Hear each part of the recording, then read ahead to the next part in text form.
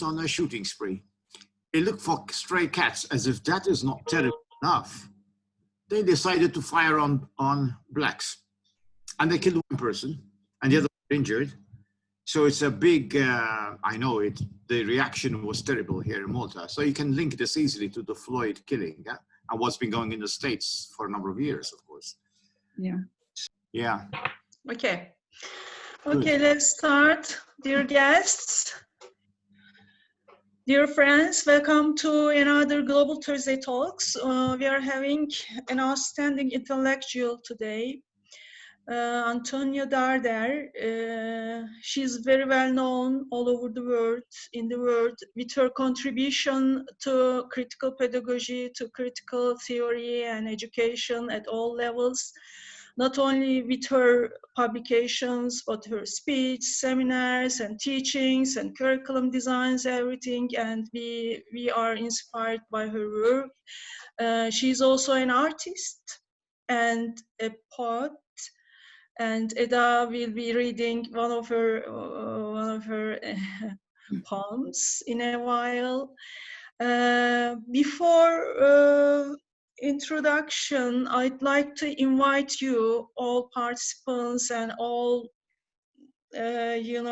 intellectuals, all educators, all people all over the world, to be critical and to be proactive, to react women's rights, especially these days in Turkey. We are having big problems with the violation of human rights, with the violation of women's rights. And just recently, 2 women were killed by their men, whoever they are. And just recently, our government, like other governments in the world, are trying to withdraw from Istanbul Agreement, which is a protection, we believe, kind of legal protection of women's rights, of human rights, of family rights, of children rights.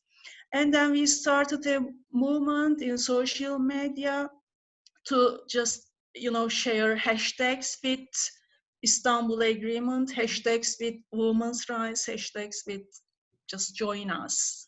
Challenge. It's a challenge that we have to participate. We have to take part in this challenge and in this reaction. We are reacting to the withdrawal from Istanbul Agreement. And we are reacting, we are resisting against humans' right violations, women's rights violations all over the world, not only in Turkey. And please join us. Please join for women's rights. Okay, and it's very meaningful here, maybe double meaningful, that we are having Antonia Darder. She's also one of the activists, intellectual activists in women's rights. And her speech today, her topic today is very relevant that we are having these days, the problems that we are having these days. Now, welcome again, Antonia, my dear friend, my colleague, welcome. Thank you. And welcome to Turkey, I want to say. Maybe in next days, after pandemic days, we want to invite you, we want to see you on site here in our sunny days, sunny Mediterranean days. Okay, now I'm going to leave the floor to Eda. Thank you. Hi, everyone. It's a pleasure to see you. I would like to go on and briefly introduce our host, Dr. Fatma Mızıkacı, and our distinguished speaker, Professor Dr. Antonia Darder. Dear participants, Dr. Fatma Mızıkacı specialized in curriculum and instruction, and she is currently an associate professor at Ankara University in Turkey, and she has been recently hosting Global Thursday Talks on education. And Dr. Antonia Darder is an internationally recognized Breven scholar, artist, poet, activist, and public intellectual. She holds the Levy Presidential Chair of Ethics and Moral Leadership at Loyola Marymount University, Los Angeles, and is Distinguished Visiting Professor of Education at the University of Johannesburg, as well as the Professor Emerita of Education Policy, Organization and Leadership at the University of Illinois, Urbana. Her scholarship focuses on issues of racism, political economy, education, social justice, and society.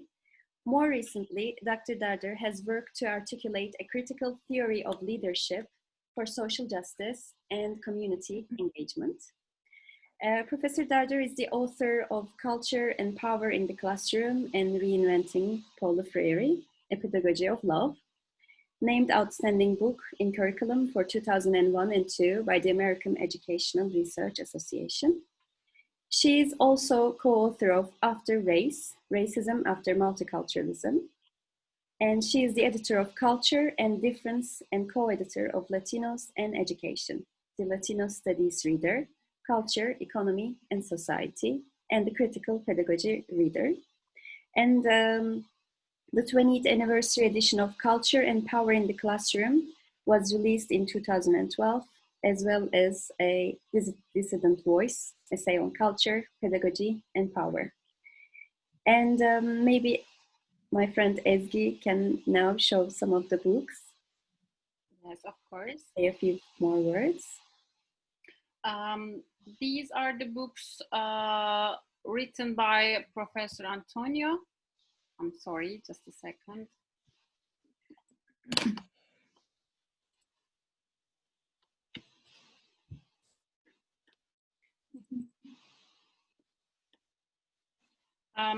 The covers of the books are painted by Antonia herself. She's an artist, she's a painter. I think you can see it right now. Yeah. Mm-hmm. Okay.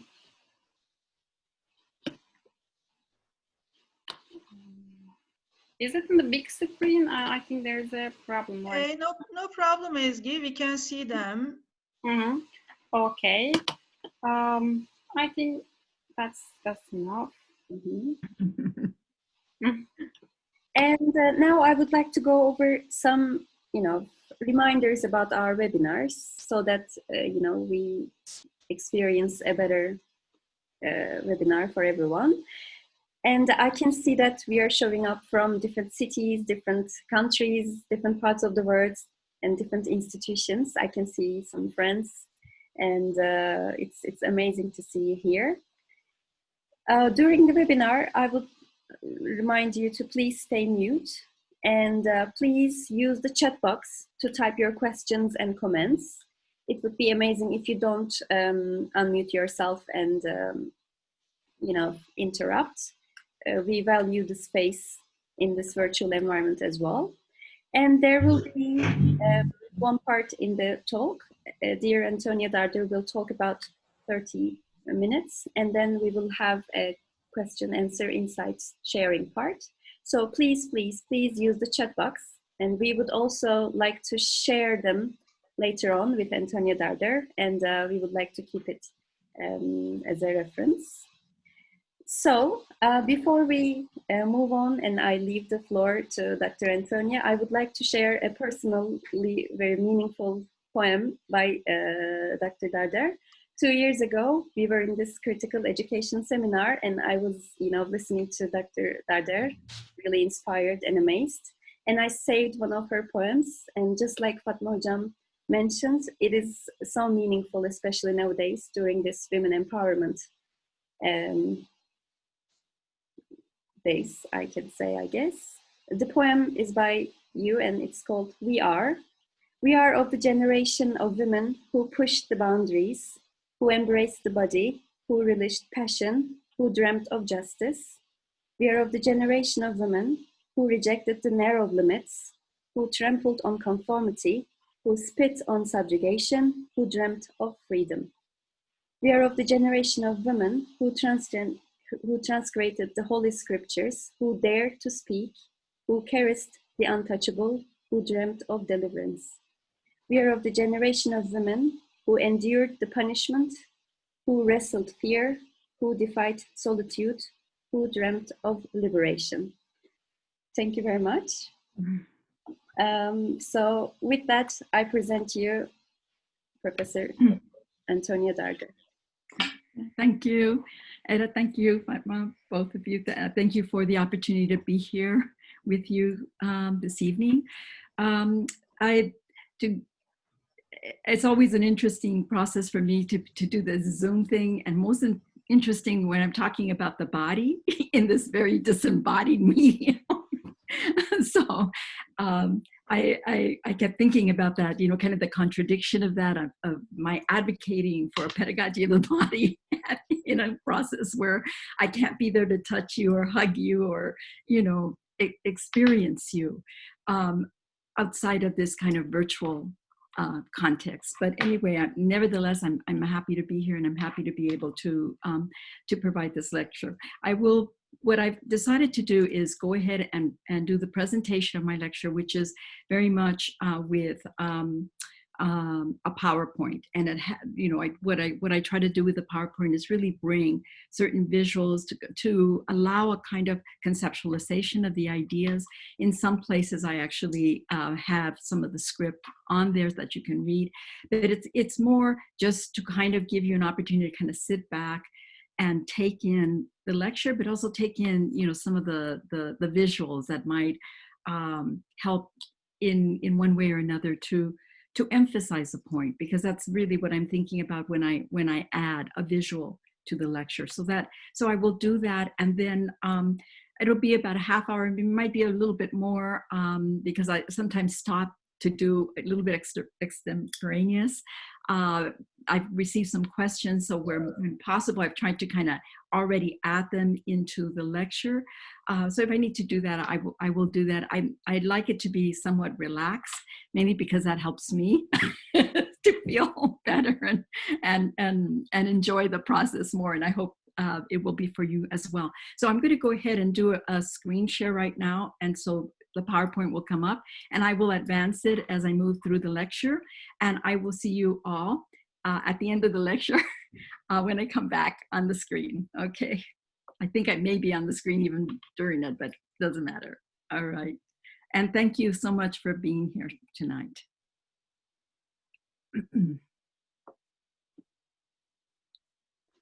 So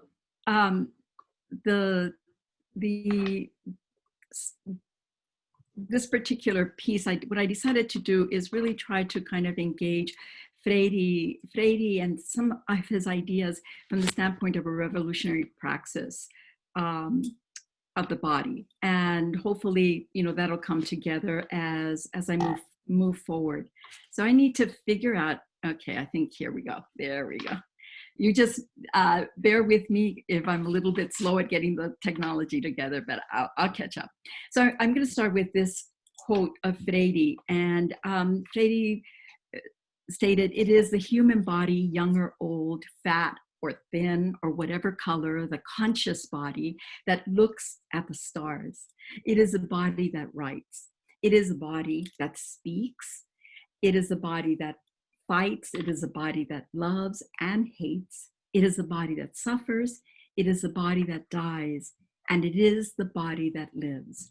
So the sense of why is a body important to discussions of education are right, to me, central in that very poetic expression of Freire, is that it is in our bodies that life goes on, that life moves, and our capacity to learn and engage and love and exist happen. So Freire left behind this very rich legacy that speaks passionately to the relationship of the body to humanizing practice. This legacy then encompasses this pedagogical perspective that focuses on the primacy of the body in the construction of critical knowledge. Freire's ideas also point to the importance of the materiality of the body to a pedagogical process informed by a humanizing ethos that supports reflection, dialogue, and solidarity in the flesh as we labor for the common good. So as teachers and students who participate in the dialogical process of communal learning, the body and the mind have to be understood as rightful allies in the formation, expression, and evolution of our collective consciousness. Of this, then, Freire argued that true education incarnates the permanent search of people together with others for their becoming fully human in the world in which they exist. So with this in mind, this talk considers some of the salient ways in which the body is central to Freire's humanizing praxis, a praxis that fundamentally is grounded in a larger revolutionary project for liberation.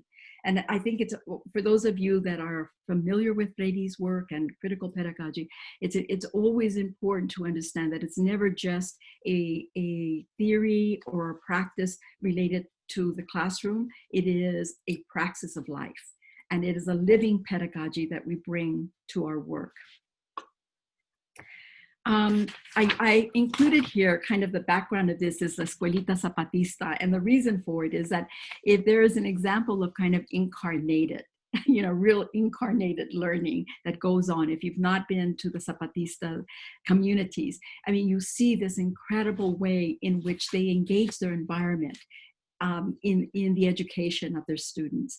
And I think for me, it represents the kind of education that often is missing, that definitely is missing in the States and in different parts of the world, where education becomes very much framed along this cognitive event and these cognitive activities that somehow seem to be taught in a way as if the body wasn't involved at all.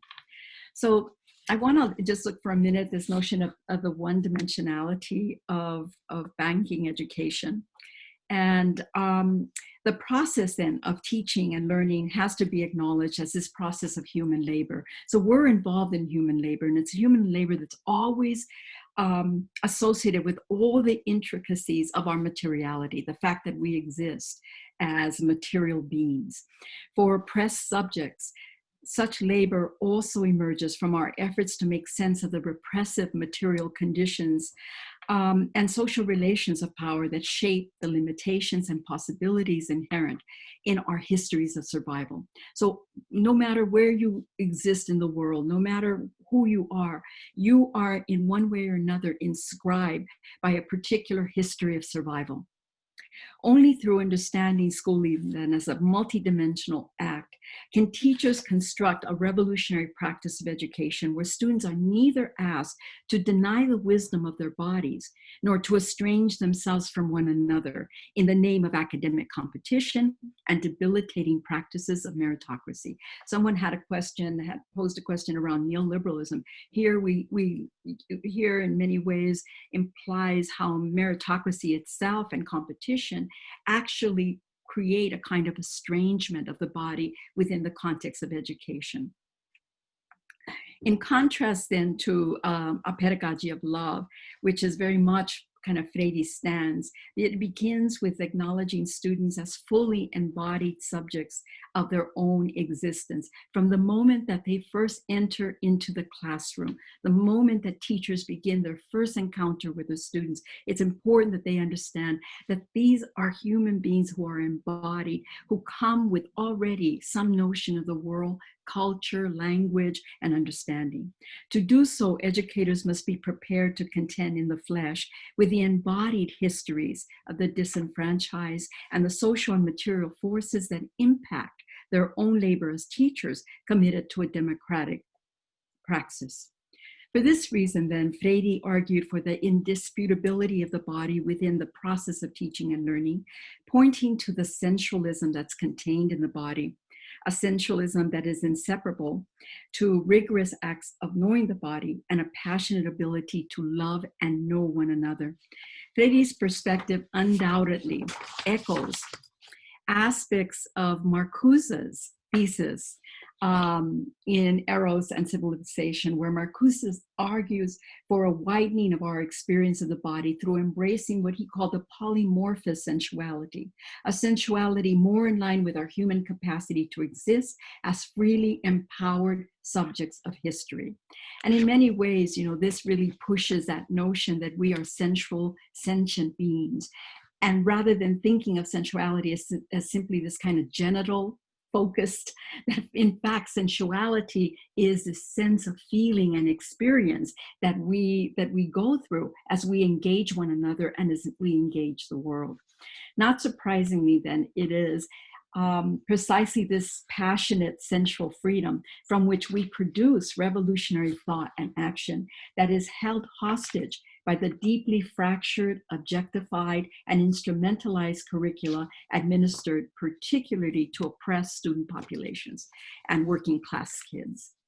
In the process, conscious sensual bodies that could potentially defy the perversities of capitalism are systematically disabled and conditioned to normalize the depravity of neoliberalism around the world. Hence, it's not surprising that the phenomenon of fettered bodies, anchored in the Western classical tradition of the mind-body split, prevails in the logic or the epistemology of traditional schooling today. Yet, in spite of major institutional efforts to control the body's desires, the pleasures, and mobility within the classroom, students seldom surrender their bodies completely or readily acquiesce to authoritarian practices which they themselves provide the impetus for resistance, especially in those students whose dynamic histories are excluded within mainstream education. Instead, many of them engage in the construction of their own cultural form of resistance that may or may not always function in their best interest. More often than not, then, expressions of student resistance are enacted through counterculture alterations of their bodies, whether it's clothing or how they wear their hair or how they posture, or the manner of walking, a way of speaking, the piercing and tattooing of the body. All of these represent not only acts of resistance, but alternative ways of experiencing and knowing their world, generally perceived by officials as both transgressive and disruptive to the social order. Moreover, such views of students are exacerbated by what Giroux contends is a new form of representational politics that has emerged in the media culture fueled by degrading visual depictions of youth. In short, youth are often viewed as this growing threat to the public order. Like somehow you have to, I always think about high school. When I go to high school teachers, how many times they come out with the notion of raging hormones, that these young people, they don't know what to do with them, and what it is really a discourse of controlling their bodies, but they feel so uncomfortable with the fact that these kids are, just, feeling everything and engaging everything. Anyway, this is a deeply troubling gaze, I think, one that unfortunately is reflected internationally by corporate media portrayals of poor working class and racialized youth in particular. Teachers whose bodies are similarly restricted, assimilated, and domesticated by their workplace are under enormous pressure, often to follow these strict policies and procedures for classroom conduct. Something that I'm really concerned about right now as we deal with so much of the virtual education and kind of, dealing with this long distance learning process that's becoming the norm in many contexts. In the process, and creative and critical approaches grounded in the actual needs of students are seldom instituted unless students are of the more affluent culture. And what's always interesting is that when you look at the difference on how poor kids or kids from poor communities are educated versus how kids from more affluent communities are educated, there's schools, private schools are talking about how they have only 10 children or 12 children, to a classroom. There's a lot of mobility. They have a lot of access to resources within the school, and that becomes a selling point for these private schools. We can look at it from the reverse and know that those are exactly the things that are often missing in the education of poor working class students, and especially poor working class students of color or from oppressed communities. Given the impact then of disembodied practices, teachers generally experience this uphill battle in meeting these standardized mandates, which systematically alienate student bodies from the process of learning.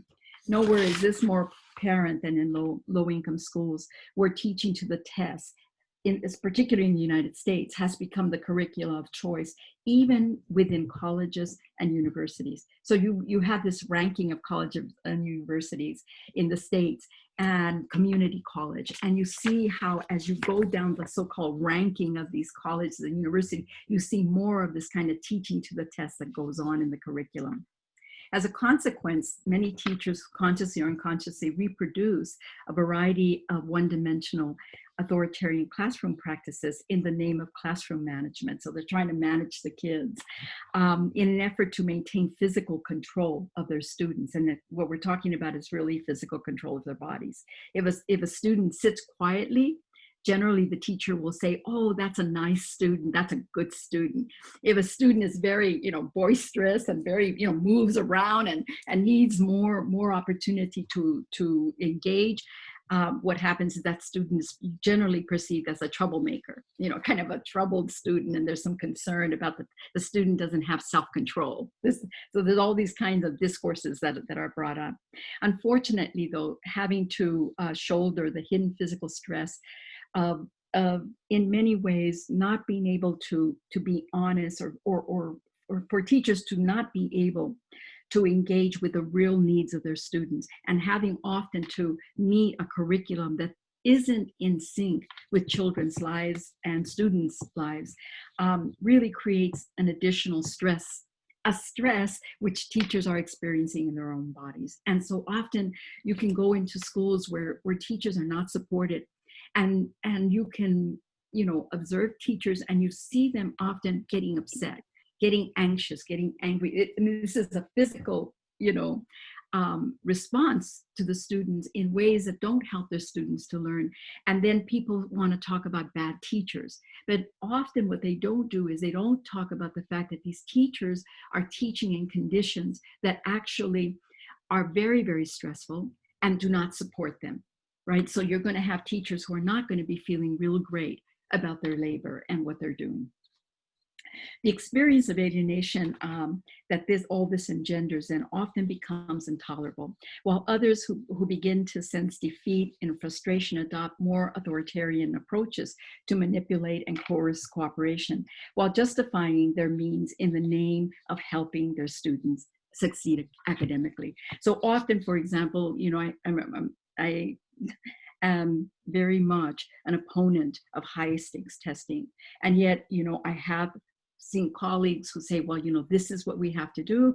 And instead of fighting high stakes testing, collectively and working against that, against a practice that really isn't good for teachers or students, what they do is they decide that what they need to do is really get students to be able to do the testing so that they can succeed academically. And so you understand, it isn't that I don't understand the logic of what they're saying, right? Because students succeeding to one extent or another is also what is used to decide whether a teacher is a good teacher or not. The problem is that the very practice itself perpetuates a kind of estrangement from student learning.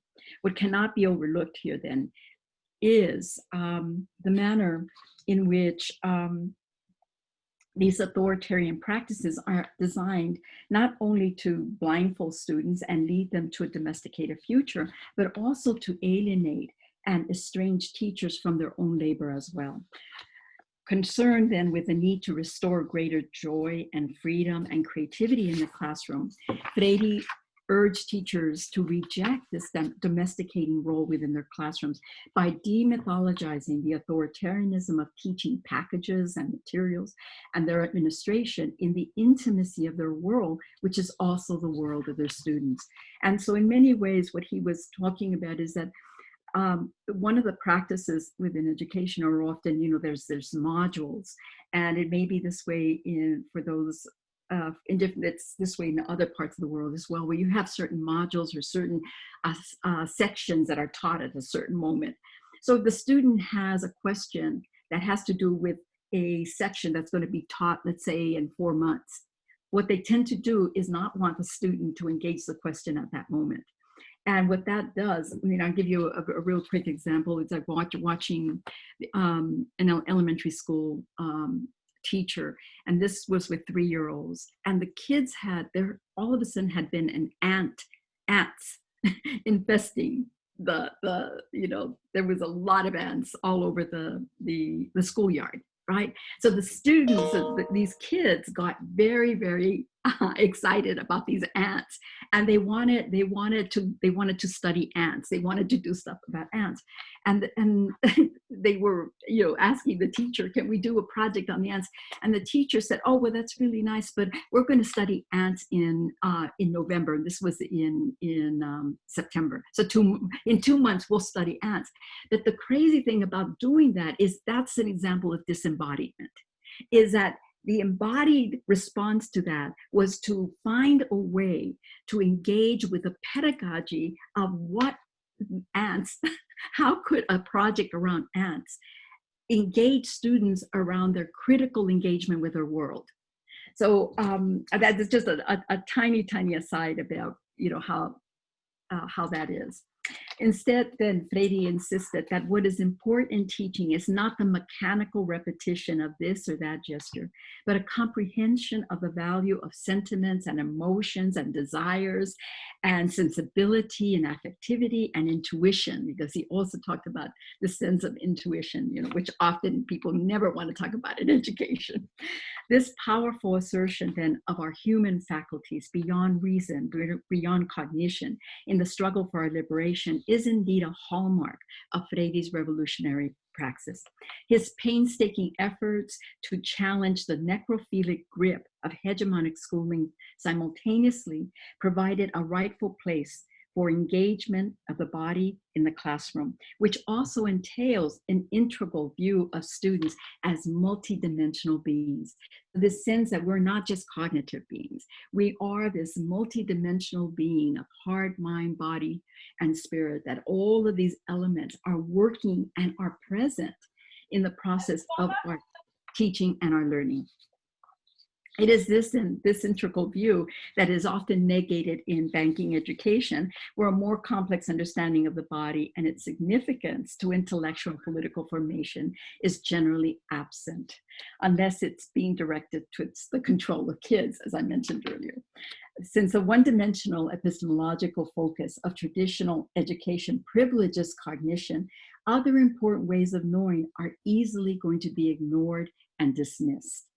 So as a result, then, students' voices and their physical expressions of the body that fall outside the mainstream cultural register are systematically then silenced. So we talk about, sometimes people say, oh, I don't silence my students, they can talk, but there's different ways of silencing if there is no opportunity for students to bring in the knowledge from their own communities, the knowledge from their everyday life. There's a way in which they in fact are silenced. So it is also worth learning that this phenomenon is predicated upon prevailing notions of the individual as a psychological self. So that's this very Western notion, psychological notion, that we are somehow individuals, right? And that we somehow can function completely independent. And these notions of psychology are actually early 20th century. What we're finding in terms of psychology in more recent times is that that's all false. And yet we have pedagogical, approaches that are still being, brought into the classroom that are from early 20th century, that have nothing to do with the reality of students' lives today. So we have this notion that there's this kind of ego strength. This is a Western psychological, that if you have ego strength, supposedly you're going to be able to be in any condition, any situation, it's not going to bother you. I'm sorry, forgive me, because I come from this tradition of just being, in English we say bullshit. I don't know what you say in your traditions, but it just isn't so. And the reality is that people know it isn't so. People find themselves in one environment feeling, very intelligent and being very present. And then they can be in other environments where they're treated very differently, where they feel like they're dumb, like they have nothing, they feel silenced by the very environment itself. So I think we have to understand that there's a little bit more than just your ego strength, evolved, that we are social beings and our bodies are constantly engaging with the world. So nowhere do we see this phenomenon at work today more than in this disembodied and virtualized teaching that we're now many having to deal with around the COVID-19 pandemic. Where I can't be there with you, I can't touch you, I can't experience you. I'm trying to do this lecture, with people in different parts of the world, and you say, well, this is great, we get to be with different parts of the world, but I don't know if that really is the best thing for us as human beings.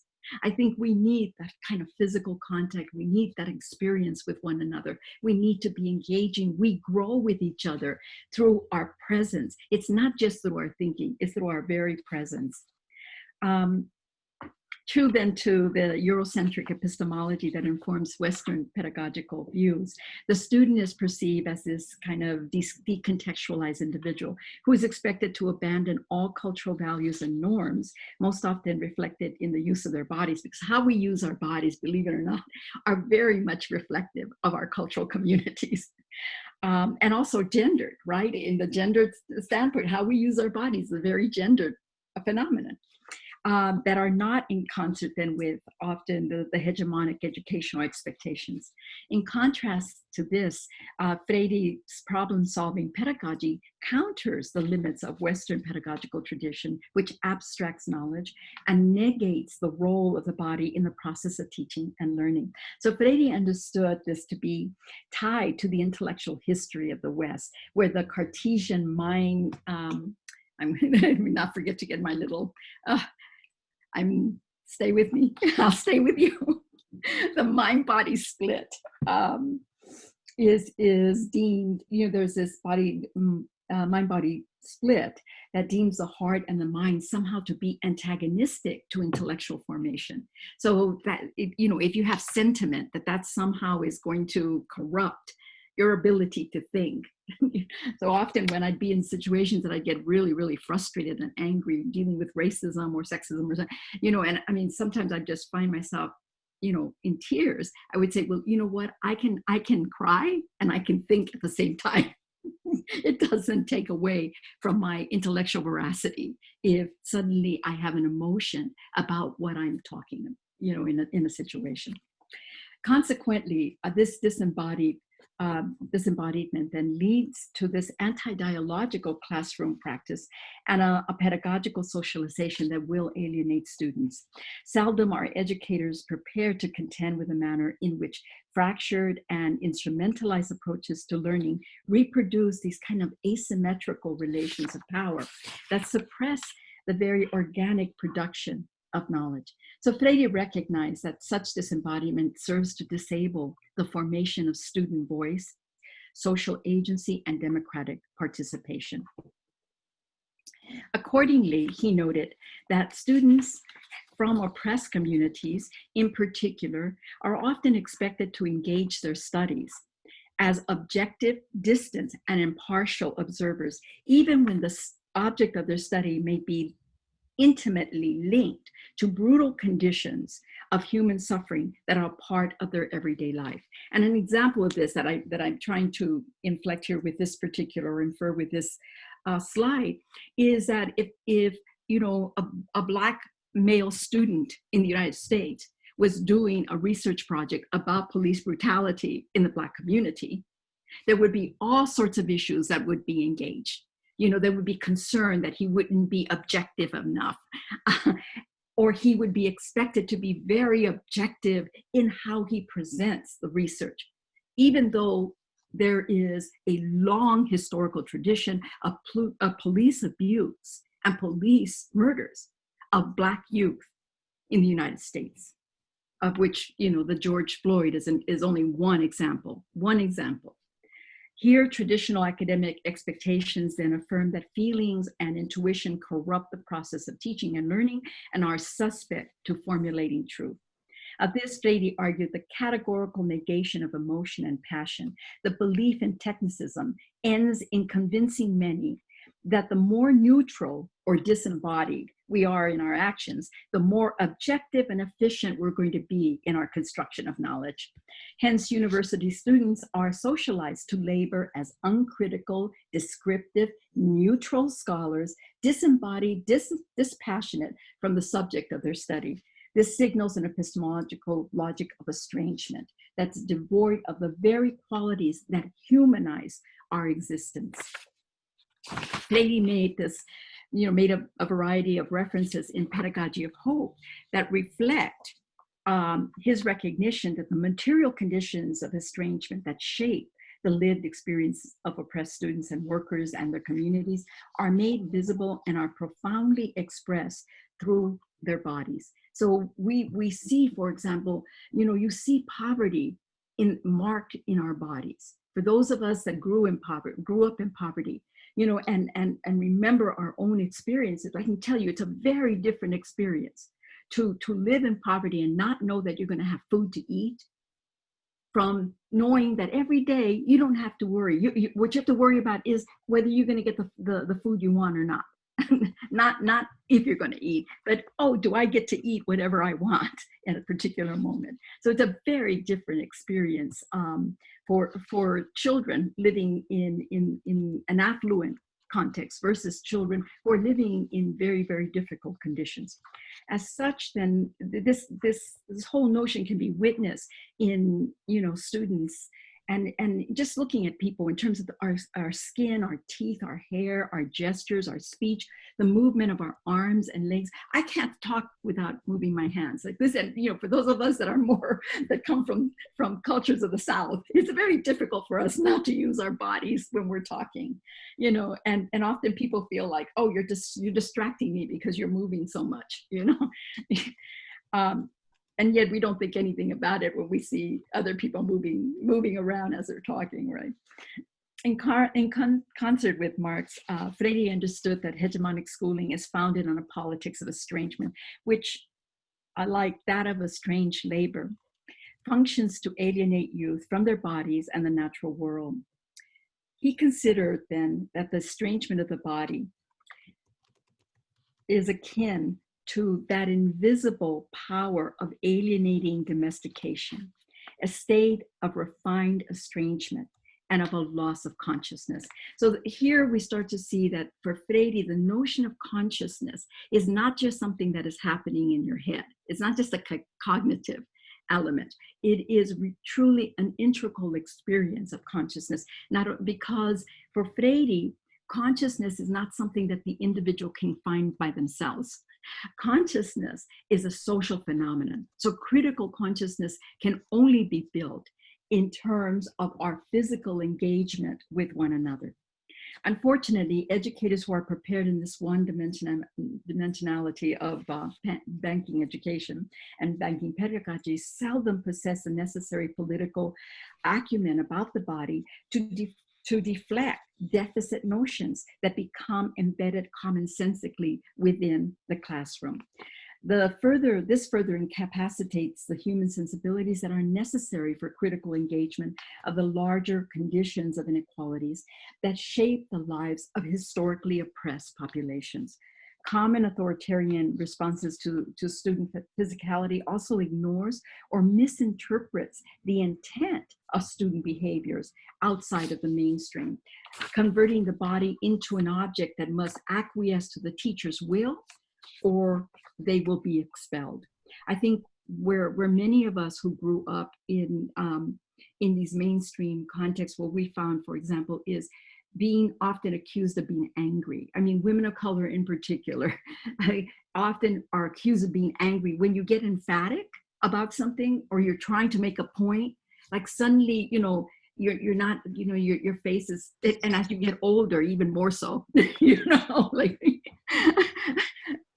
So there's a sense that we have a very narrow register about how we can present ourselves, whereas men have a much larger register about how they can, be emphatic and how they can express their emotions and their perspectives. Let me see where I'm at. I've kind of lost myself here. I'm sorry. I think I may go to the next slide. yeah, in the process then, little attention is given to the dialectical relationship that students have with their material world. A relationship that for working class youth of color, for example, requires constant navigation of the minefields of structural oppression that is perpetuated by racism, by poverty, and other forms of social exclusion.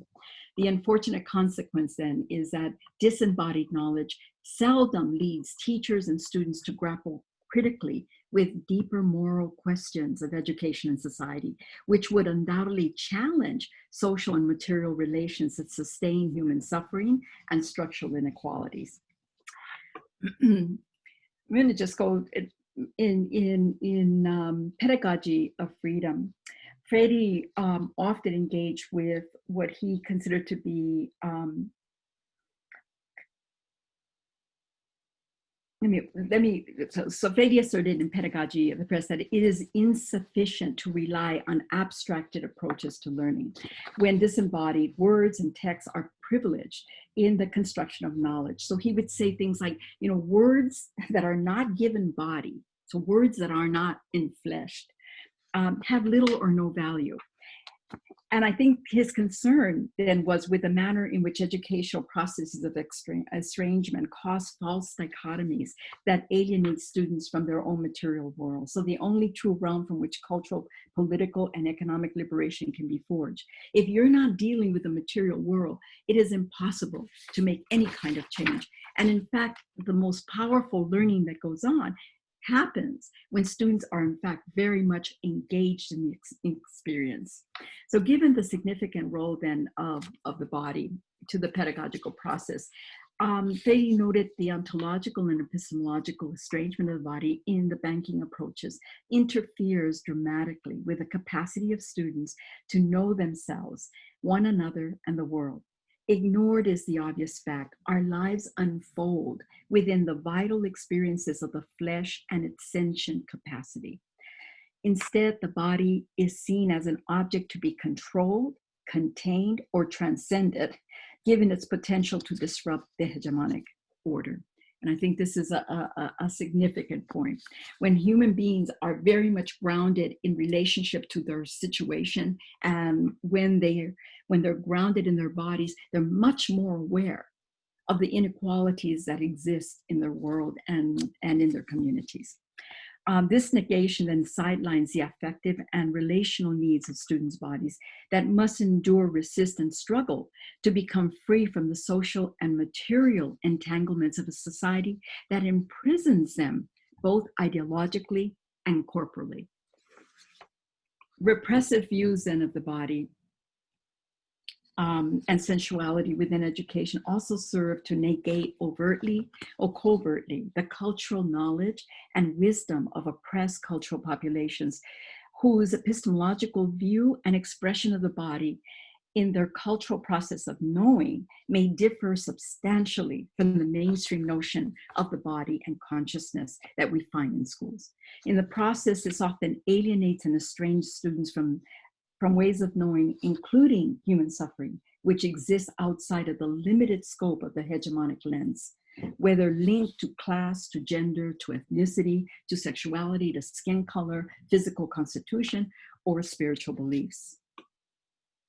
Unfortunately, then, it is precisely the power of sensuality with its revolutionary potential to summon dissent and nurture empowerment that is systematically stripped away from the student's experience within the classroom. So here again, Fevziye views of the body challenges conservative ideologies of social control historically linked to Western traditions of schooling, which negate the body's relevance. Disembodied views of teaching and learning then have also led to pedagogical practices that perpetuate violence upon the oppressed through an erasure of the body and the annihilation of the flesh in the act of knowing.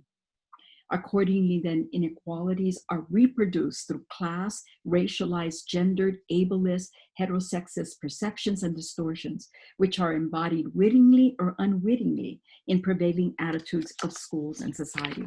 And this becomes a really important issue, especially if you're if you're engaged in terms of questions of inequality within your institutions or within your communities, because often people reproduce inequalities by these kind of notions that are embedded in how they see people. And they don't even, often we don't think that when we look at somebody, because of however we've been conditioned, we make all sorts of assumptions of that person before they even open their mouth. So the color of their skin, how their eyes look, how they're dressed, how they smell. I mean, all these elements that happen even before the person utters one single word is at work, or the child or the student utters a word. The teacher's already created some kind of notion about who that student is. So I am, accordingly, inequalities are then reproduced here, right? That's a thing that I want to really emphasize, that inequalities aren't reproduced in abstraction. They are reproduced in the material world, in the relationships that people have with one another, and the manner in which students are engaged or not engaged within the classroom.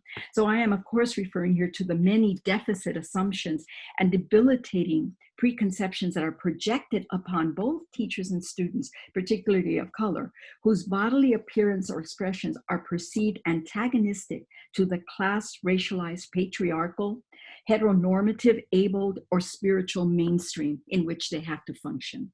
Consequently, students from working class and racialized oppressed communities, where the body spontaneity is given primacy and freedom in the act of knowing, are often expected to sacrifice the creative and sensual knowledge of their bodies to an atomized, abstracted, and dispassionate logic of being if they're going to be successful in education. As such, there is a fundamental need here.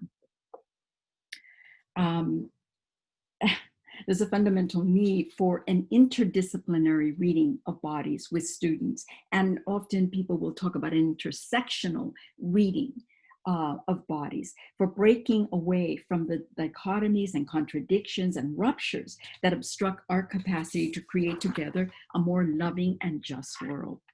So I want to go in this next section just to quickly talk a little bit about kind of a revolutionary praxis of the body, some bits and pieces that seem to be important. And that last slide was around that whole notion of interdisciplinary or intersectional reading of bodies. In this next section, I want to engage how Freire's ideas point to the need for teachers and students to labor, very much labor in the flesh, in a very conscious way. This is to say that emancipatory forms of teaching and learning have to be rooted in the materiality of human existence as a starting point for a revolutionary praxis. It's one of the reasons why often in critical pedagogy and in Freirean, you say you start where the student is at. Or in a community, you start where people are at. That doesn't mean you just start, in terms of some kind of cognitive thing or intellectual thing where they're at. You start where they're at physically, emotionally, spiritually, psychologically. You start where the students are at. Freire argued that it is the process of change, transforming the material world from which we emerge, that creation of the cultural and historical world takes place. However, there's nothing automatic or natural about the process of social change, nor it is a process that can solely rely on calculating logic or cold rationality. Moreover, given that the body's sentient qualities overwhelmingly shape our experiences, our bodies consistently resist or desist, they adjust or rebel, they rejoice or despair in their desire to experience the freedom to be. I think I'm kind of behind, or I'm either behind or ahead. So you guys just stay with me because it's like chewing gum at the same time as, as jumping. I can't do it very well. Yeah. You're here. As a political and organic entity, the body plays then a significant role in making sense of material conditions and social relations of power that shape our lives. In this sense, bodies are important maps of power and identity. Our cultural experiences are embedded in the materiality of the body. The memory of our experiences of repression and trauma become housed even at the cellular level of our bodies. So for example, the material, emotional, psychological, and political experience of lockdown due to this COVID-19 is going to remain indelibly marked in the bodies of all those who have experienced this moment. As such, a revolutionary praxis of the body must support teachers in building then a democratic educational practice where students are not asked to exist alienated or in competition with one another, but rather to learn together in the spirit of human kinship and community.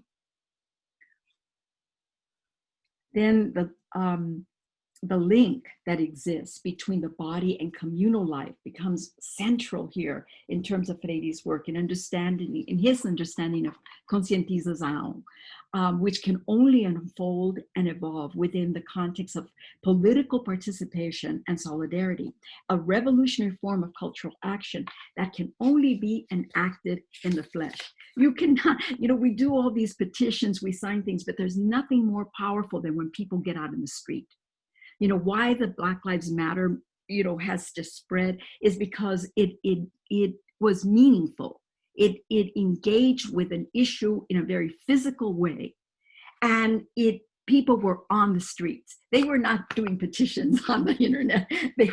They were on the streets, and I think that we can never forget the power of people coming together. In Pedagogy of the City, Freire spoke to the undeniable centrality of the body, then in the very act of knowing. The importance of the body, again, he said, is indisputable. Its importance has to do with a certain sensualism. We always come back to the sense of sensualism with him. Even in the connection with cognitive ability, it's absurd to separate the rigorous acts of knowing the world from the body's passionate ability to know. Freire's own passionate way of being in the world and his many references to the beauty of the body and the restlessness of the body bore witness to the ways in which the body's sensuality and sexuality had a determining impact on consciousness and reason. In Pedagogy of the Heart, Freire commented on the gradual improvement in performance on the part of students as the pedagogy of questioning started to gain ground against the pedagogy of answers.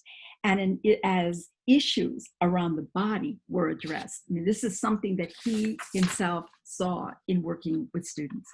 Yet despite major institutional efforts to repress and control the desires, pleasures, and mobility of the bodies, Freire's writings also support the view that students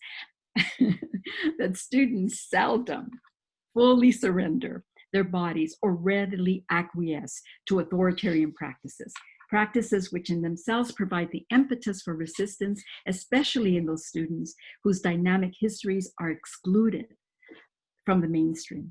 Instead, then he recognized that in the struggle for freedom, right, students who are repressed will try out forms of rebellious action, engaging in the construction of their own cultural forms of resistance. I thought this was very interesting. In a footnote, this was in Pedagogy of the Oppressed, in a footnote, he refers to the pedagogical significance of this phenomenon by noting that teachers cannot see youth rebellion as a mere example of the traditional differences between generations. Something deeper is involved here. Young people in their rebellion are denouncing and condemning the unjust model of a society of domination. This rebellion, with its special dimension, however, is very recent in that society continues to be authoritarian in character. What is interesting to me is that he wrote that, back in 67 or something like that, when he was writing Pedagogy of the Oppressed, 66, somewhere right in that time that particular piece was written. What we find today is that, unfortunately, if we look at our governments, we are in a wave of fascism, a wave of authoritarianism. I mean, we've never seen so many major countries with leaders who in fact espouse a very authoritarian perspective. unfortunately. So it tells you a lot about, you know, why does the population, you know, what does it take to domesticate a population to accept, you know, somebody like Trump? I mean, right? I mean, I think of it in you know, or in here in the UK, somebody like Boris Johnson, you know, in your country, you know, I mean, in Bolsonaro, in Brazil. I mean, it's an amazing moment if we think about it, you know, just as good scholars, you know, really, you know, considering historically the phenomenon in which we exist today with respect to the whole notion of leadership around the world. Unfortunately, though, these practices of authoritarianism within schools, such as standardized testing, Eurocentric curriculum, competitive classroom cultures, etc., high-stakes testing, they have led to historical absences of the body in the classroom due to institutional fears that are associated with the body's real potential for disruption and subversion. You know, if you think about yourself, when are you most willing to speak up? You know, when are you most willing to move against a situation? You have to feel a sense of empowerment. You have to feel a sense of your subjecthood, and you have to feel a sense of, you know, that there is something meaningful here that you can do in the world. If those things are missing, you know, if there isn't a sense that what you have to offer and what you have to contribute and your effort can make a change, often what happens is that people become demoralized. And often we see that happening with teachers in situations where they feel that the educational process is a mess. And yet they continue, that, you know, they will not somehow find the kind of collective will to come together to fight against those practices that are very alienating to themselves and their students. Unfortunately, then these practices are very much at work. And with this in mind, Freire called on humanizing ethical commitments to counter the disembodiment of our humanity, a commitment that lies at the heart of Freire's revolutionary pedagogy. Sometimes my switching moves and works, and sometimes it doesn't. Anyway, so to endure then daily the confrontation with oppressive forces, Freire urged us to struggle then against the very material conditions in our lives that shape, that disable, that distort our experiences of the world, causing our bodies both individually and collectively to suffer under regimes of power that perpetuate political and economic marginalization, exploitation, disempowerment, and violence. And these are always at work to one extent or another where populations are oppressed. Working class people, people of color. I mean, in Turkey, I always think about, I was there a number of years back, right? And I look forward to once again being in Turkey. But I remember a conversation with Kurdish students in terms of their experience and their history and their struggles and the experiences of women in Turkey. You know, so there's teachers who had a more critical perspective and what has happened to them in your country. So, you know, these elements have happened in different parts of the world, and we know that these issues of marginalization, exploitation, disempowerment, and violence are not just theoretical terms that we're using here. These are very real material conditions that people experience, and that part of our work is to fight against those. Freire, just moving towards this last part of this piece, he very much embraced the totality of the body and the act of knowing, insisting it is my entire body that socially knows. I cannot, in the name of exactness and rigor, negate my body, my emotions, and my feelings. So the human body then constitutes this ethical terrain of struggle for Freire, from which all emancipatory knowledge has to emerge. It has to emerge from this ethical place, this communal place of existence. Without the materiality of the body, our teaching and learning is reduced to processes of abstraction and fragmentation that falsely render knowledge neutral and somehow an objective phenomena, absent of history, ideology, and contestation. And so the reverse is what we need to constantly be looking at in terms of how we construct knowledge. What are the ideologies that are at work here? You know, what is the historical realities that in one way or another being engaged in the act of knowing? Without critique and resistance, we are too easily molded and shaped by the structures and policies and practices of economic domination and social exclusion that violently insert our bodies into the alienating morass of an intensified global division of labor. In contrast here, Freire asserted, I love when I have people to help me, asserted that the body as the revolutionary medium for our existence as subjects of history and as politically empowered agents of change, that we have to understand the body in this particular way. And most importantly, that it is through our embodied collective labor and struggles that consciousness is born and societies transform. And those of you that have been involved, I mean, on the streets, those of you that have been involved in trade unions and other forms of organizing, you know your own experience with that. Because generally it is impossible for somebody to commit themselves to any form of social struggle and be involved in their bodies on the streets in a communal way without being transformed by the experience. So forging a revolutionary vision of education and society calls us all back home to our bodies in a world where all aspects of daily life, birth, death, marriage, family, school, work, leisure, parenthood, spirituality, and even entertainment are monitored, controlled, and surveilled. This historical colonization of our bodies has left many of us numb, alienated, and fragmented, defenseless, and at the mercy of capitalism, a totalizing force that generates a variety of oppressions. You know, racism, sexism, poverty, all these forms of oppression have to be understood in terms of the manner in which capitalism employs them to perpetuate profit and the accumulation, the economic accumulation at the expense of the many. The consequence then is a deep sense of personal and collective dissatisfaction that's generated by the marketplace that cannot satisfy the human needs of the body.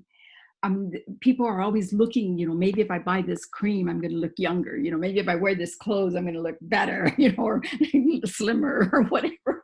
You know, there's all these ways in which we're sold products, but we're sold products that actually their very function is to separate us from our bodies, is to make us believe that the way that we are is insufficient.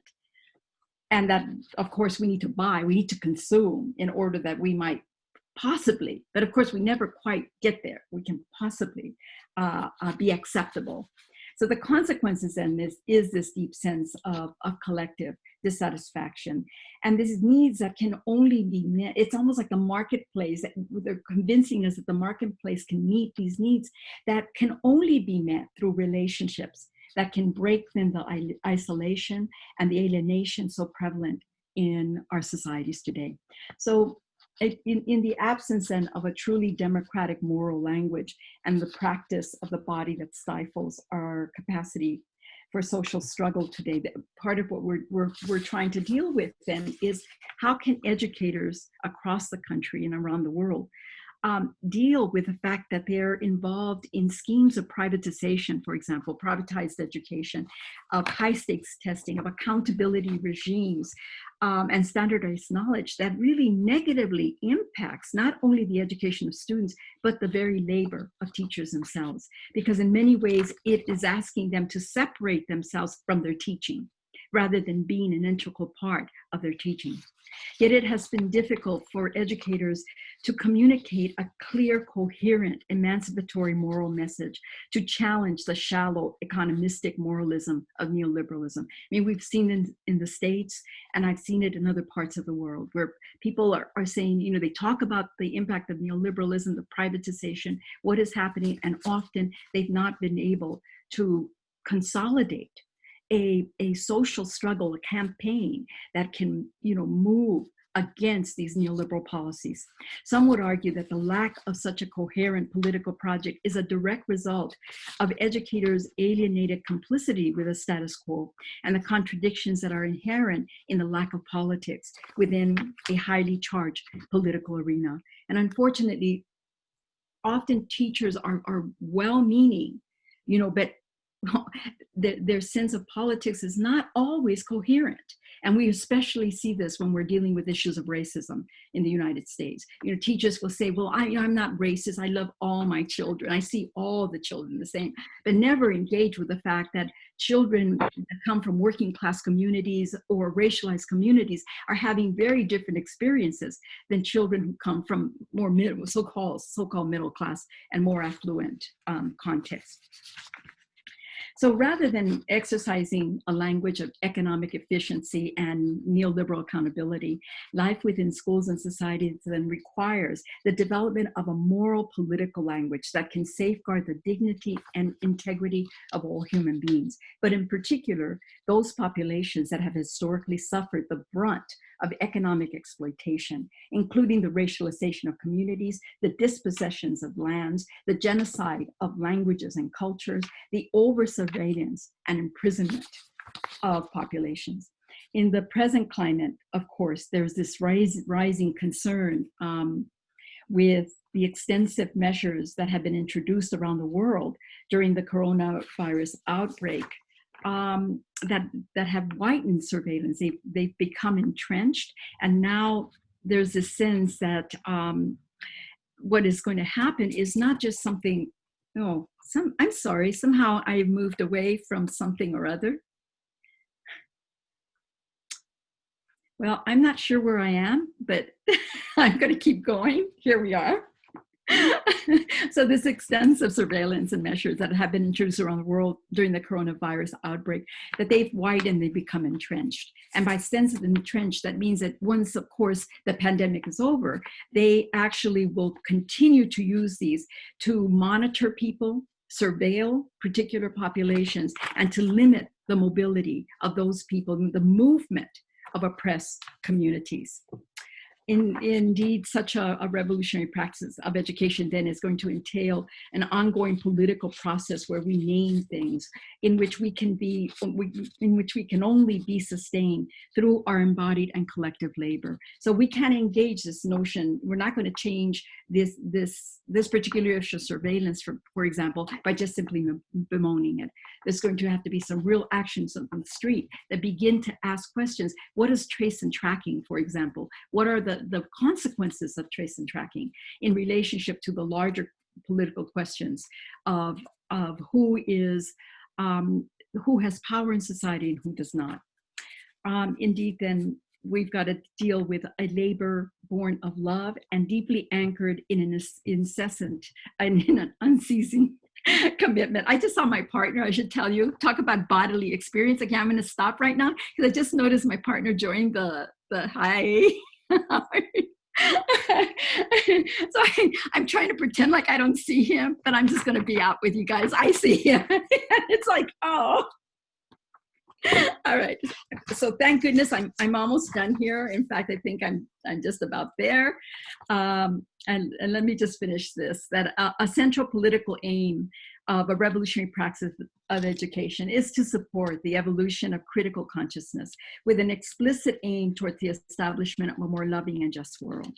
This must begin with a fundamental this must begin with a fundamental realization that we live in an unequal world, an unjust world, and that the uncompromising commitment of a revolutionary praxis is the collective struggle for our humanization, for the emancipation of labor, and for overcoming our alienation, so that we might affirm ourselves as full political subjects of our lives and our destinies. Indeed, such a revolutionary practice of education entails then that ongoing political process, which can only be sustained through our embodied and collective labor, a labor born of love and deeply anchored in an unceasing commitment to know, through both theory and practice, the nature of the beast that preys on our humanity. Thank you. So I'm going to go out of the sharing. I'm going to stop sharing, and so that we can engage. Did that work? Yes, yes, All right. Antonia. Great. And I'm going to drink some water. Well, Thank you so much. This was very, influential on my side, because I realized that how we missed laughing, first of all. You just participated in your speech with your body also, and we realized that the importance of being there, the existence of being there, and as our body, not only our mind, and it is very important, really. I realized that we forget this, especially during these days. I think so. I think you're right, Fatma. I agree with that so much. Yeah, and I also feel a bit threat that if our existence will be replaced by these screens, because while you were speaking, we were just messaging with some of our participants. I couldn't place this reality in our existence. Where does it stand? Anyhow, we are getting used to it, I think, but thank you for reminding us that we exist with our body, not only mind, not only sensations, and it's all integrated. Right. Thank Absolutely. you. You're welcome. You're welcome. Thank you. And you're laughing and you're smiling, and your body, everything has been here. Thank you for this. And now I'd like to leave the floor to questions and comments. There are many, and I think Eda will be reading first questions and then comments, if you don't mind. Okay. You're tired, but It's okay. we don't keep you long. Okay. We are happy that you are here, but you're tired. Yeah. Okay, Eda. I can go over the comments from the chat box, and I think Ezgi will ask a question or two. Yeah, I will ask the questions. Fatma Hocam, you may remember we wanted to see, we have such an international group here, and maybe you would like to share where you are from, and we would like to read out to Antonia. Some of you have already written. For example, Scott Denham says hi, and to Antonia, and I would like to share. Hasan Hüseyin Hocam also sends his greeting. Maybe if you can write on the chat box, would be happy to share. And we would like to show how big and strong we are, as a digital community as well. And we have Hillary Kronberg Inglis from South Africa. Hello, Hillary.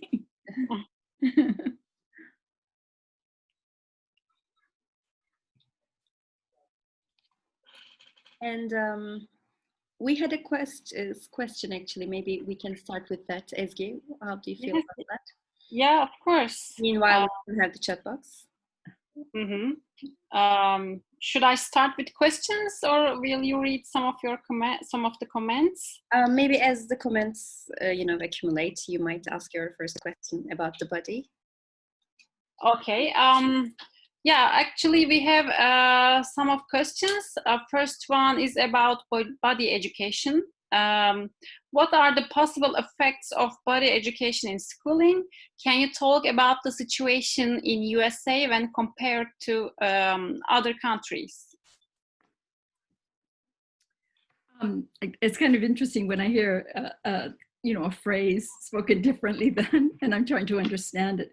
I think that there isn't any kind of formalized element, with particularly across the K-12 or even university, that really brings into question the body or the education of the body. I mean, what's really interesting is that there are places where there is much more engagement with the body and issues. In Denmark, for example, let me talk about the issue of sexuality, because in the United States, and this is from a very personal experience. So I was a teenage mom. So I got pregnant and I was in high school.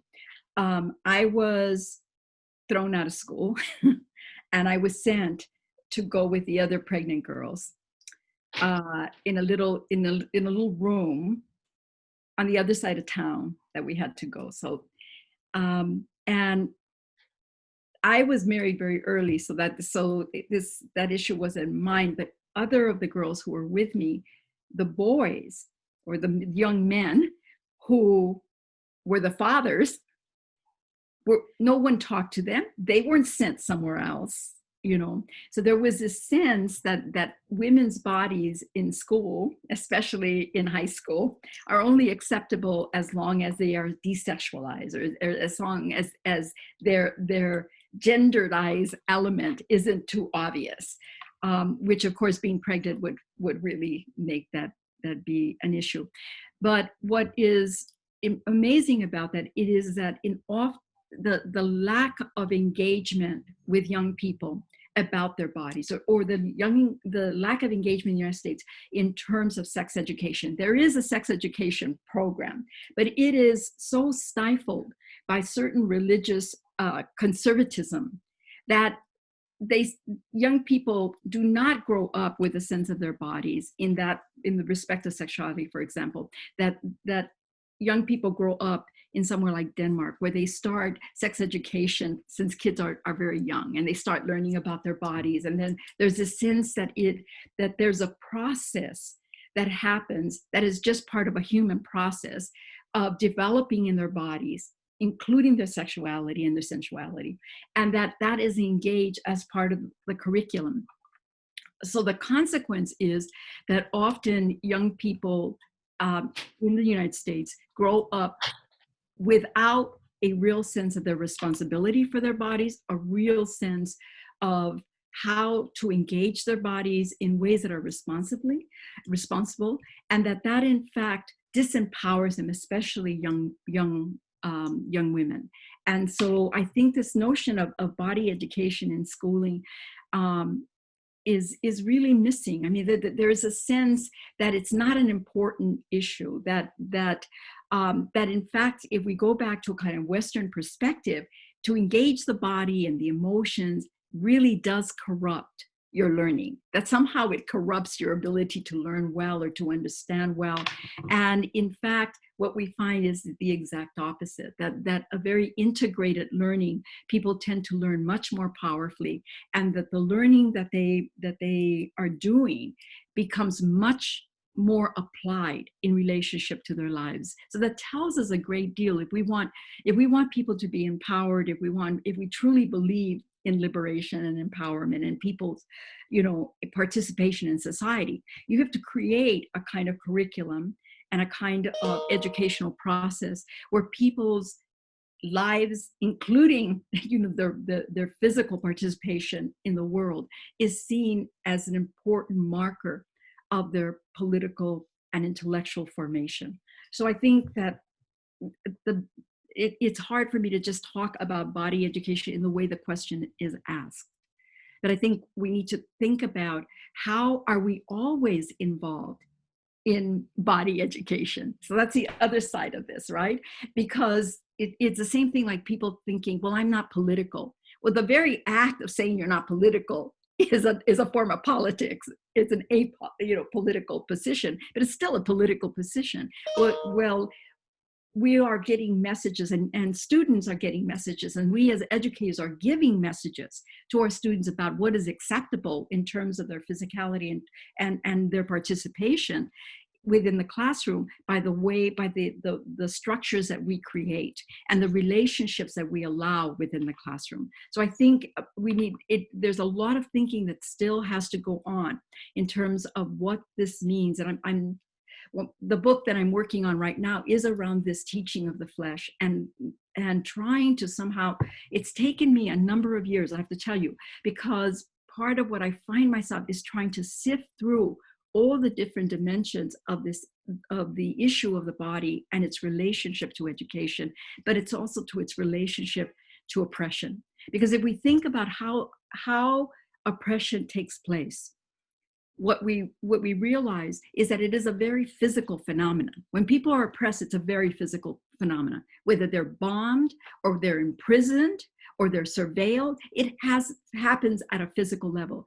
Well, we have to think about those elements to one extent or another happen in schools. Like, who are the kids that are surveilled? You know, who are the kids that are constantly in the principal's office? That this is in the States, you know, sent to the principal's office because of the way they dress or the way they talk or the way they engage or disengage. I mean, all of these elements to a certain extent is a process where there's a form of body education taking place.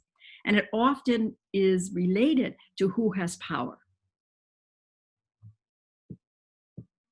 Yeah, actually, I agree with you. Also, sex education in Turkey is some kind of controversial issue, actually, like you said. I mean, we are the same about it. Yeah. So maybe, by the way, we have some questions in our chat box.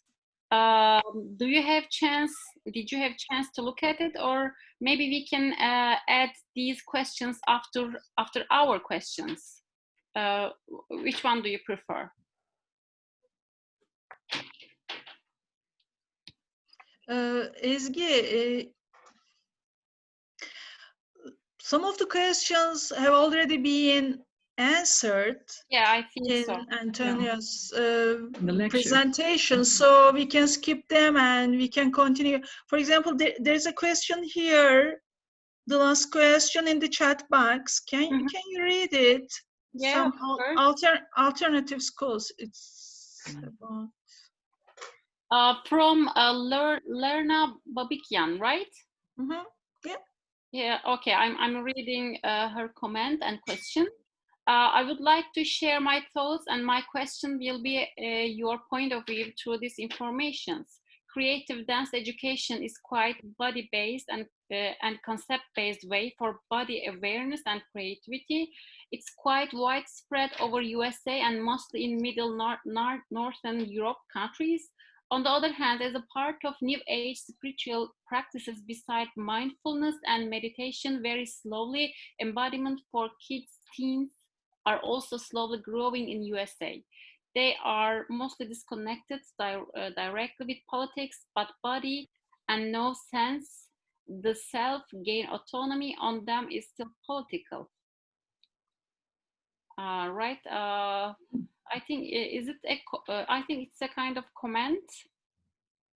Okay, no question. Maybe Sven's question. Yeah.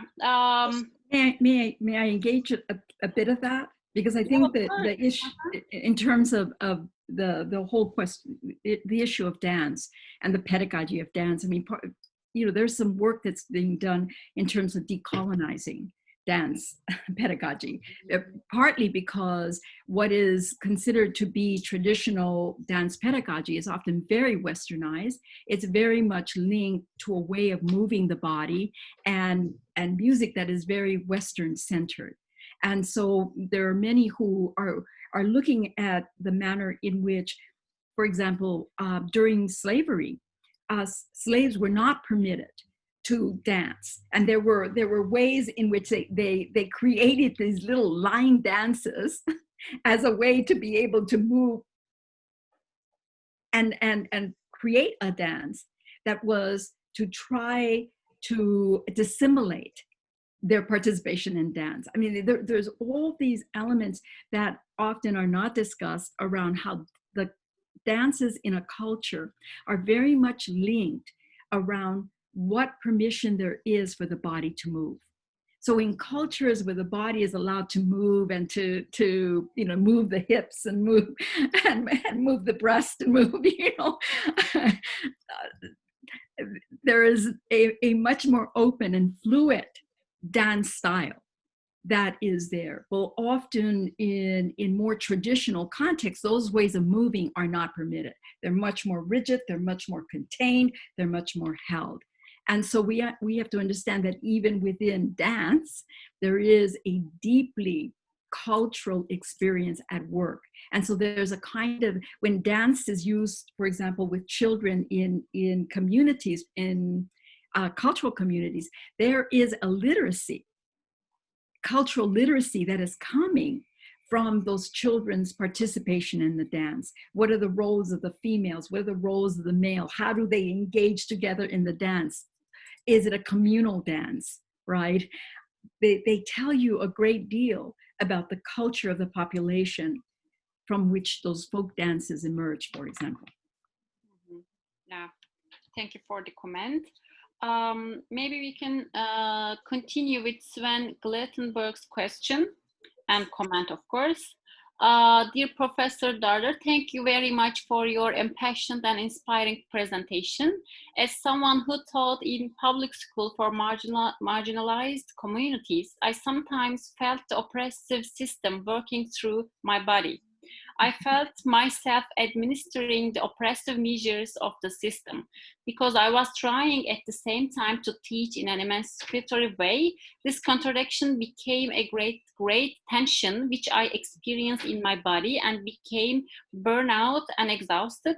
My question is, can you share examples of emancipatory pedagogy being done within and in spite of traditional mainstream schools that so often exert violence on and through the bodies of students and teachers? Yeah, well, you know, I wish I could give you ample examples, but what we're finding, especially in these times, as neoliberal policies have really, you know, exercised themselves over 3 decades, we find that many of the programs that were in fact bringing about a more open classroom, that were bringing about more emancipatory learning styles and opportunities for students, that those have little by little been eroded as a consequence of high stakes testing. So this expectation and very much the teaching to the curriculum. So the standardization of knowledge to such a degree that is a teaching to the curriculum, where teachers become more technicians rather than actual teachers and educators that are involved with their students in the construction of knowledge together. We find less and less of that there. The experience that was mentioned here is very much the experience that many teachers have. They have this sense, critical educators, more progressive educators, they're trying to create opportunities for their students. They're trying to open the field of engagement within their classrooms. And often they're dealing with a very oppressive system.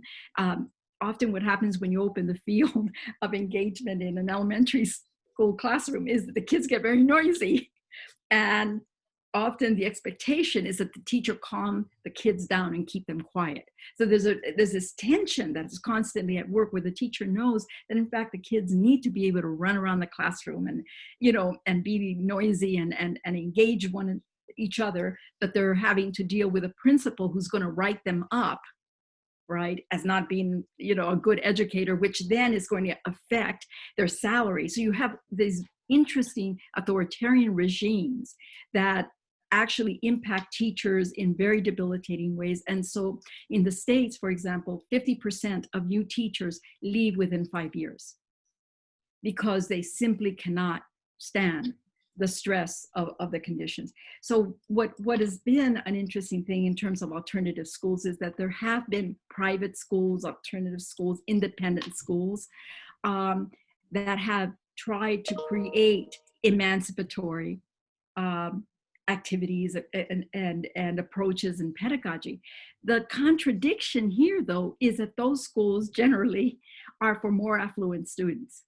So you still have a situation where, yes, these wonderful emancipatory, you know, practices are being had in these smaller schools, independent schools, but the kids who can access them are still the more affluent students, and students who are poor working class students of color are still in schools where they're having rote learning, you know, teaching to the tests, you know, we call drill and kill type of education. So I think that you're interested in more emancipatory approaches, I think it's to look in one's area, look, research who are some of the educators who consider themselves critical educators, and talk to them about what they're doing. Because I think the other thing that often happens is that there is a tendency for us to look for a particular model or a particular way of doing emancipatory education. And if we're in fact going to be engaging with the realities of students' lives, of communities, the cultural differences that exist, there has to be a way in which we also have to create room for emancipatory education to be grounded in the actual lives of students and their families and their communities.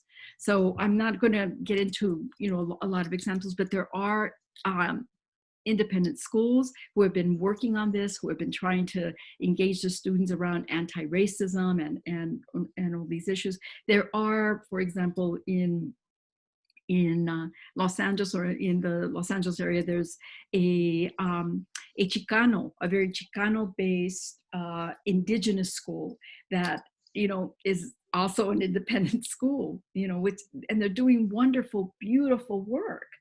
But it's with a small group of students. And what this brings up the question in terms of the impact of neoliberal policies and neoliberal issues in education, that as the privatization of education expanded in the US, what ended up happening is that people who just got burned out, similar to the participant who asked this question, some of them got together and created independent schools, charter, what we call charter schools in the United States.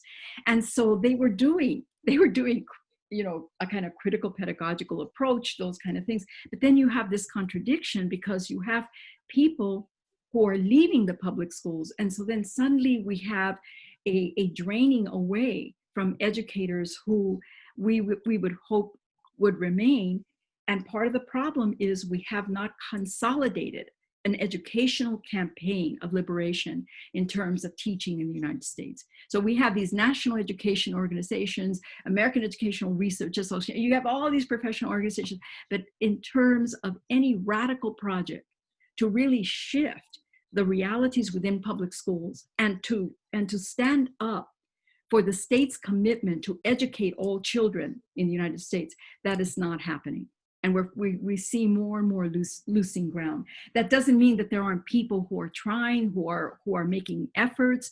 They're everywhere, as they are, I'm sure, in different parts of the world. But we also have to understand that we're dealing with a large, economically funded neoliberal system. I mean, this is a system of that and a structure that very much shapes particular policies, and they're policies that very much work not in the interests of oppressed populations. Okay, Antonio, our time is running. Yes. So I know you are sensitive to screen blue light, as all of us. I'd like to offer this. I promise all our participants to share their comments and questions with you later. Oh, great. I would love that. I would love that. Because we are having more questions and comments, very valuable. All of them are very important. But it seems that it will take more than half an hour again. So let's do that. Let's say goodbye for now, just for now. And let's promise we'll see each other again. Another meeting, maybe on-site meeting, face-to-face meeting. Fatma, may I say something just really quickly, is that I in fact very much appreciate that. I appreciate your comments and I appreciate your questions, because I'm really at the moment involved in trying to move through this book.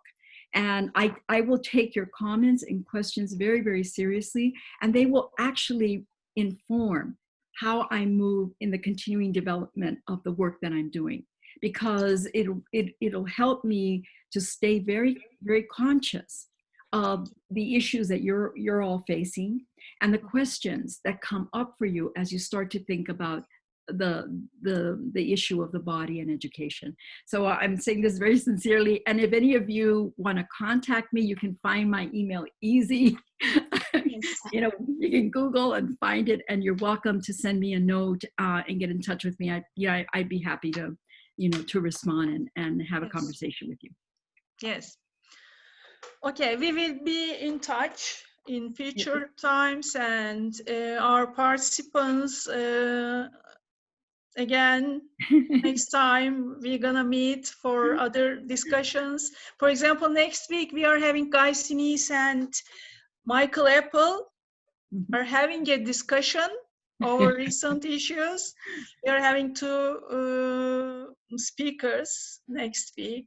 And the following week, we are having Henry Giro will be here with us. So we are here. We're gonna meet again. Thank you for your participation. And I'd like to invite you, all participants, to turn on their videos, their cameras, and say goodbye with a smile. Bye-bye. Thank you. Thank you so much. Thank you, Antonia, for coming and being with us. Thank you, Fatma. Thank you so much. Bye-bye, everyone. Bye. Bye-bye.